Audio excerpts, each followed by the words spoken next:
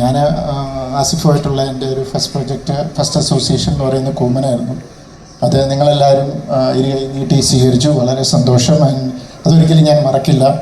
പക്ഷേ അതെന്നെ സംബന്ധിച്ചിടത്തോളം ഒരു പുതിയ എക്സ്പീരിയൻസ് ആയിരുന്നു. കാരണം ഞാൻ അതിനു മുമ്പ് ആസിഫിനെ കുറിച്ച് പല കഥകളും ഒക്കെ കേട്ടിട്ടുണ്ടെങ്കിലും അതിൽ നിന്ന് വളരെ വ്യത്യസ്തമായിരുന്നു. അപ്പം സിനിമയിൽ അറിയാമല്ലോ, കഥകൾക്ക് പഞ്ഞമില്ല, നേരിട്ട് എക്സ്പീരിയൻസ് ചെയ്യുമ്പോഴേ യാഥാർത്ഥ്യങ്ങൾ മനസ്സിലാകുന്നത്. ഫസ്റ്റ് സിനിമ കഴിഞ്ഞ്, കാരണം എനിക്ക് ഏറ്റവും വലിയ സന്തോഷം എന്താണെന്ന് വെച്ചിട്ടുണ്ടെങ്കിൽ ഞാൻ കൂടുതലും ലാൽ സാറിൻ്റെ കൂടെ ഒത്തിരി പടം വർക്ക് ചെയ്തിട്ടുണ്ട്. ഒരു ഡയറക്ടേഴ്സ് ആക്ടർ എന്ന് പറയും, അദ്ദേഹത്തെ നമ്മളെല്ലാവരും വിളിക്കും. ഞാൻ അതുപോലെ വിളിക്കാൻ ആഗ്രഹിക്കുന്ന വേറൊരു ആക്ടറാണ് ആസിഫ് അലി. Directors actor.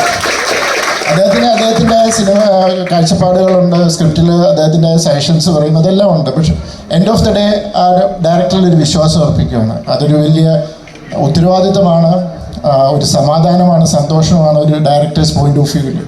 അപ്പോൾ എന്നെ സംബന്ധിച്ചിടത്തോളം അതുകൊണ്ട് തന്നെ ആസിഫുമായിട്ട് പിന്നെ വർക്ക് ചെയ്യണം എന്നുള്ളത് വളരെ ആഗ്രഹമാണ്. ഒൺലി തിങ് നമുക്ക് അതിന് പറ്റിയ ഒരു സബ്ജക്റ്റൊക്കെ കിട്ടണം. അപ്പോൾ അങ്ങനെ ഒരു സബ്ജക്റ്റ് എൻ്റെ അടുത്ത് ഈയിടെ വന്നു.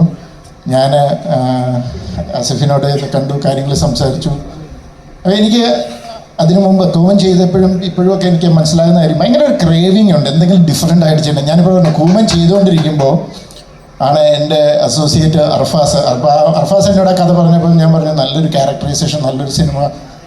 അപ്പം ഞാൻ ആസിഫിനോട് ഞാൻ പറയാൻ പറഞ്ഞു. ഞാൻ ഇപ്പോഴും അത് ഓർക്കുന്നുണ്ട്. നമ്മൾ കാന്തല്ലൂർ ആ റൂമിലിരിക്കുമ്പോൾ ആസിഫ് ഇങ്ങനെ കയറി വരുന്നു, പുറകെ അർഫാസ് കയറി വരുന്നു. ആസിഫിൻ്റെ മുഖം, ചേട്ടാ ഇടിവെട്ട് സബ്ജക്റ്റാന്ന് പറഞ്ഞിട്ട് ഉഗ്രൻ ക്യാരക്ടറൈസേഷൻ. അപ്പോൾ എൻ്റെ ഒരു എക്സൈറ്റ്മെൻറ്റ് ഞാൻ കണ്ടു. അപ്പോൾ ഒരു ഡിഫറെൻ്റ് ആയിട്ടുള്ള ഇത് ചെയ്യാനുള്ളൊരു ക്രേവിങ് ഉള്ള ഒരു ആക്ടർ. അതിനേക്കാളേറെ ഞാൻ പറയുന്നൊരു ഒരു ഇതുണ്ട്. ഞാൻ കഴിഞ്ഞ ഒരു ലെവൽ ക്രോസിൻ്റെ ഒരു ഇതിനകത്തുണ്ട്, ഹീസ് എ ഡയറിങ് ആക്ടർ. ഇവിടെ പലരും ചെയ്യാൻ മടിക്കുന്നത് ചെയ്യാൻ തയ്യാറാകുന്ന ഒരു നടൻ.